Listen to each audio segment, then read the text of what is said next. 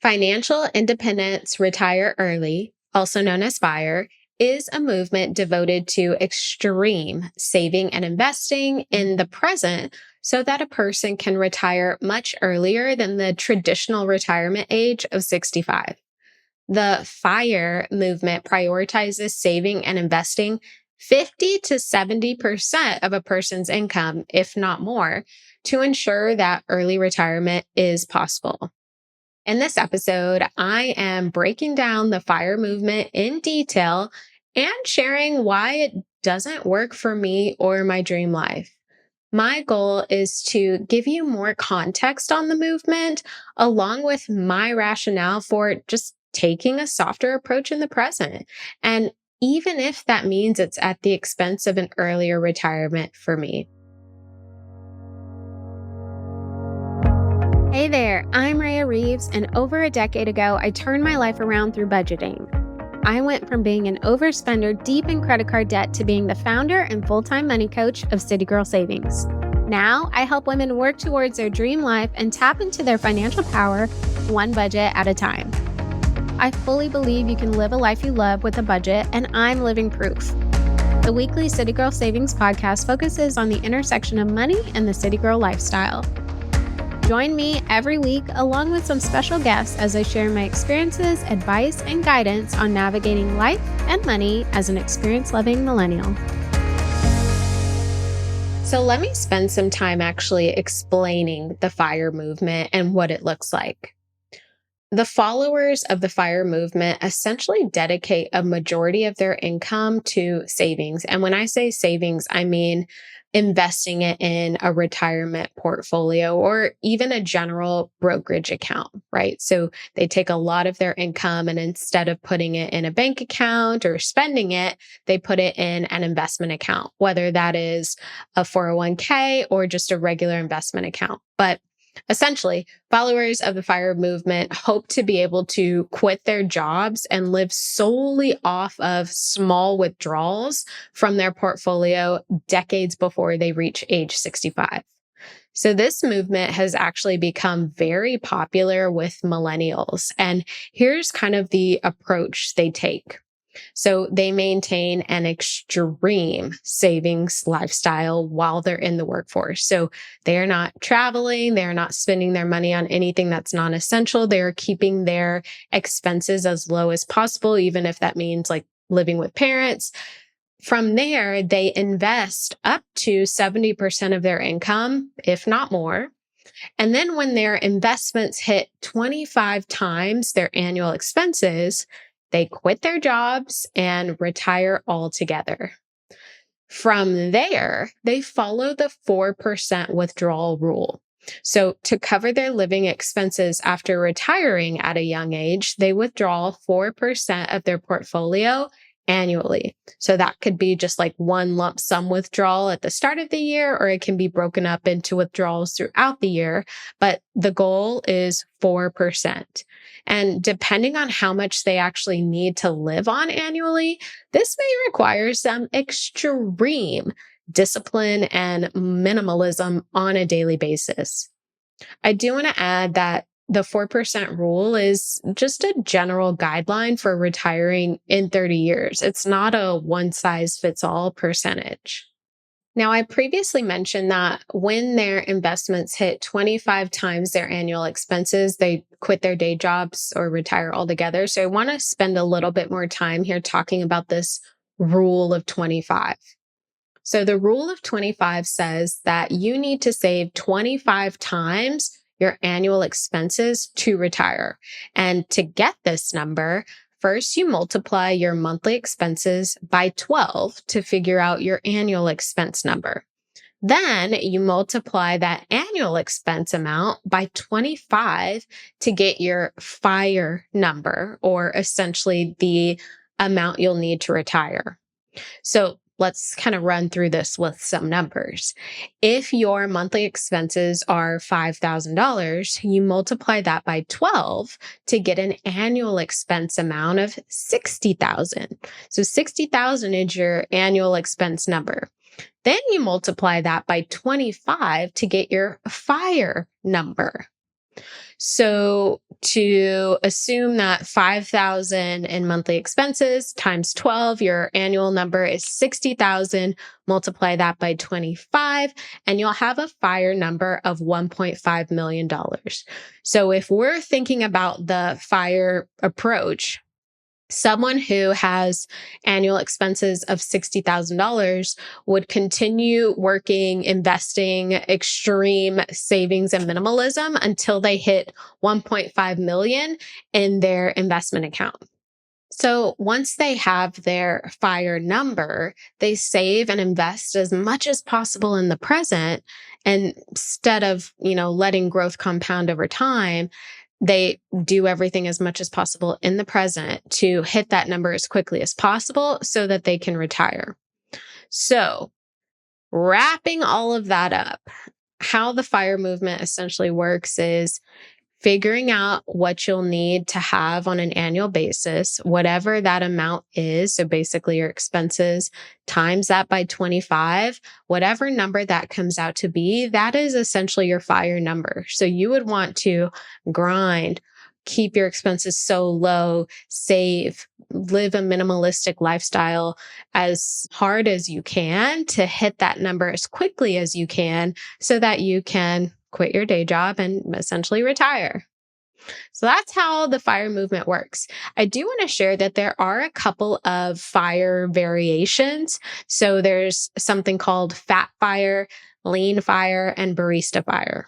So let me kind of break down each of those. Fat fire is for the individual with a 9-to-5 job who aims to essentially save significantly more than the average worker, but they don't want to reduce their current standard of living. So basically, they still want to retire early. They still need to go through the process of figuring out that number, but they don't want to reduce their expenses or their standard of living in the present. So maybe they still want an iced coffee, or maybe they still want to travel, but they're also focused on fire. For this particular variation to work, the person following fat fire generally needs to take an extremely high salary. So they need to make a lot of money so that they can be aggressive with their savings and investment strategies for this to work. So this is ideal for someone making multiple six figures who wants to retire early, but also wants to maintain sort of their current standard of living. The next variation is lean fire. So someone following the lean fire movement is someone who is dedicated to minimalist living and extreme savings, which this requires a much more restricted lifestyle. Many lean fire followers live on $25,000 or less per year. So that is not much. That's like $2,000 a month in expenses and spending. Very lean, but they put as much as they can towards investing so that they can retire when they want to. And then finally, barista fire. The follower of barista fire wants to kind of exist between fat fire and lean fire. So they quit their traditional 9-to-5 job and use a combination of part-time work and savings to live a more than minimalist lifestyle. So they may go aggressive, lean fire, hit that kind of number they want to have, but instead of, retiring and maintaining this very lean lifestyle, they may take a part-time job or have a side hustle so they can have some extra money coming in so that they can still kind of enjoy their current standard of living or increase their standard of living. So it's a little bit of a mix of both fat and lean fire. Are you loving this episode so far? Well, the money and life level up conversations never end in the City Girl Savings community. Visit citygirlsavings.com for instant access to resources that help you budget, level up your money mindset, and so much more. And make sure you stay up to date with CGS by following us on Instagram, TikTok, and YouTube, all at City Girl Savings. Now, something I really want to spend some time talking about here is compounding growth. So you'll notice in everything I've explained up until this point, followers of the FIRE movement are investing their money. And the reason for that is because investing is what's going to give you compounding growth. It's going to have one of the best returns on your money than any other option. Okay, so let's talk about this. Because of inflation, meaning the cost of living and the cost of goods just going up over time, physical cash saved in a bank account that doesn't really produce any type of interest, or at least not much interest, is not going to be enough to sustain you for the next 40 years. So first off, you're not really making any money on that money that's sitting in a bank account. Therefore, there really is no compounding growth. Second, if you're not earning at least 3%, which is typically the percent of inflation, 2 to 3%, if you're not at least making that, you're not even keeping up with the rising cost of living. So whether you plan to follow FIRE or not, that's something I want you to be mindful of. You absolutely need to be putting your money or putting some form of your savings in a investment account, in a retirement account that is invested so that you can take advantage of that compounding growth.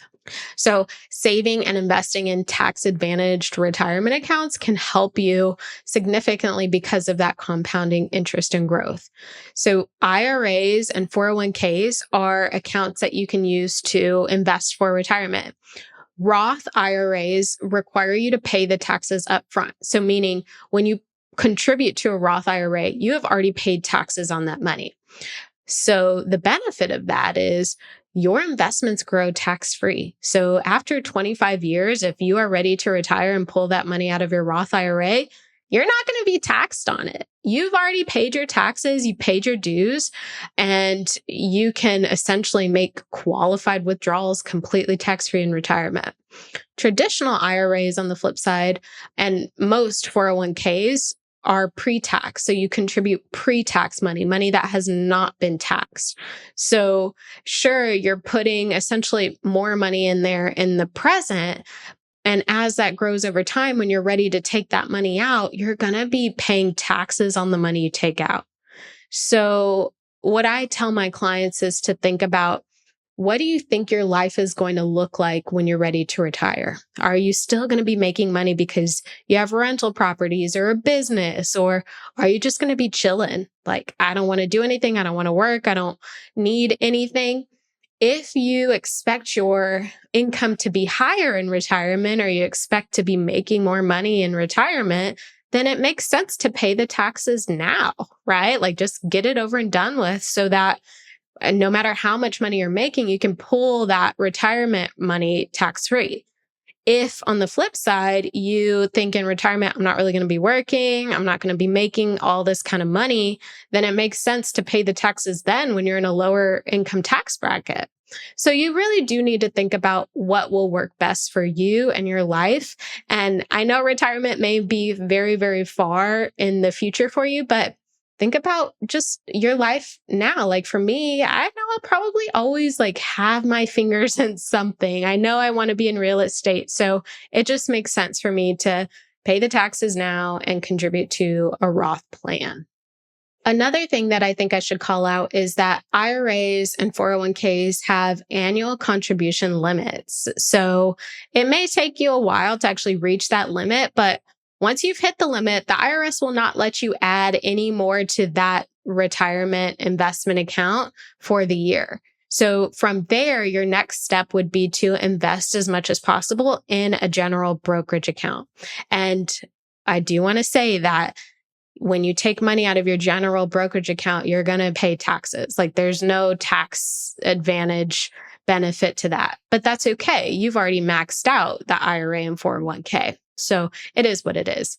We talk more about investing in episode 107. I had Mark Russell from Better Wallet on the show. I'll link to that in the show notes if you want to learn more about the topic. And then the final thing I just want to say on all of this is, I know people have a fear of investing in the stock market because stock market crashes and this, that, and the third. But historically, over the course of time, the stock market averages about a 10% return. You are not going to find that anywhere else. Maybe real estate, but that's almost like a whole different ballgame. So Investing in the stock market is an absolute must. And when the market goes down, because it will, it's going to go up, it's going to go down over the course of time. Fire followers, or anyone for that matter who is investing, just need to ride it out. Okay. Ride the ups and downs. We don't need to worry about that money until it's time to actually use it. So the compounding growth is unmatched when it comes to investing. Okay, I have broken down the FIRE movement. I have talked a little bit about the power of investing and compounding growth. Now I want to get into why the FIRE movement is too extreme for me. And before I kind of get into my reasons, let me just say that I have been saving for retirement since my first job out of college, and I was 21, 22 at the time. It was probably one of the very few things I did right with my money back then, but I did it. And because of that, my investments are projected to give me over $1 million by the time I retire. This is the traditional way of doing things, and it can work just fine. Just because I'm not following FIRE doesn't mean I'm not saving for my retirement. So just because someone who is not participating in the FIRE movement doesn't mean that they're not thinking about their retirement. There are other ways of saving for retirement that maybe aren't as extreme. But the first reason why FIRE is too extreme for me is because of my personal and business expenses. There is no way I could get my personal expenses down to 30%, at least not right now. I still have a mortgage, so that alone pushes me out.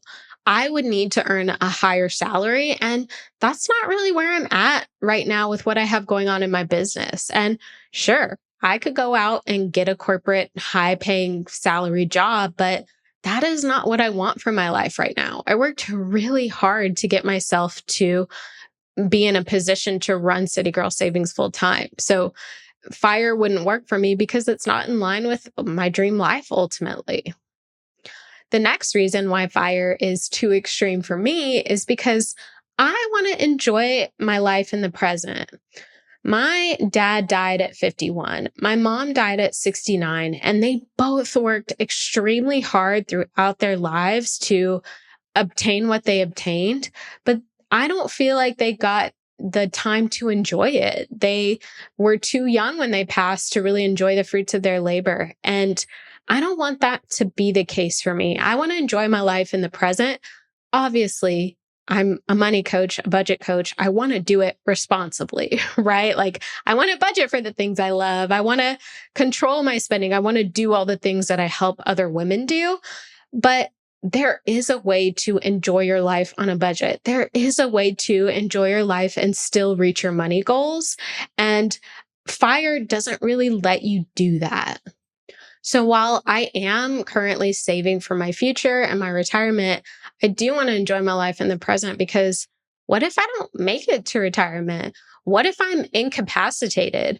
What if something comes up and I'm just wiped out financially? I think for me, enjoying my present in moderation, obviously, is much more important than having more money faster for my future. Plus, my budget non-negotiables have already been established, and depriving myself of travel, of iced coffees, of my lash extensions, and my City Girl Savings office would make for a miserable time while working towards FIRE. It's just not in the cards for me. And the final reason why FIRE is too extreme for me is I don't think it's necessary. I think the traditional way of securing the retirement bag is doing just fine. You know, of course, people need to make sure they start early, but for me at least, I did. So if I keep on my current trajectory, I will be okay. Now, if I wasn't on the trajectory of retiring comfortably, I would likely do some extremely light variation of FIRE. You know, definitely not as extreme, but I would absolutely prioritize getting as much invested for retirement as possible. I think if someone is starting to contribute to their retirement plan in their early 20s and they stay consistent with it over the course of time, they don't need to do FIRE. They'll have a good amount of money when it's time to retire. But the older a person gets and the longer they put off contributing to a retirement plan, to an investment plan, the less they're going to have. And therefore, things need to change. But I'm not saying FIRE is the option. I also want to just say that while FIRE doesn't work for me, if it works for anyone who's listening or anyone who's not listening, kudos to you. Kudos to them. Like, it takes an extreme level of discipline and sacrifice to implement something like FIRE. And I have a lot of respect for people who can do that. So if you're implementing FIRE, kudos to you. It's no joke. And I have no doubt that your future self will appreciate all of the benefits that you are sacrificing for your present self. For me, it's not ideal, and that's okay. There's no one right way to do anything. I think the most important thing that we should all keep in mind is that we're all saving for our future, even if it means enjoying ourselves in moderation in the present. Or not. Thank you so much for letting me be the money coach in your ear today. I hope you enjoyed this episode of the City Girl Savings Podcast and you feel empowered and motivated to take the next step in the journey to your dream life. Remember, if someone like me, a millennial who loves to travel, new experiences, and iced coffees can live a life they love on a budget, you can too.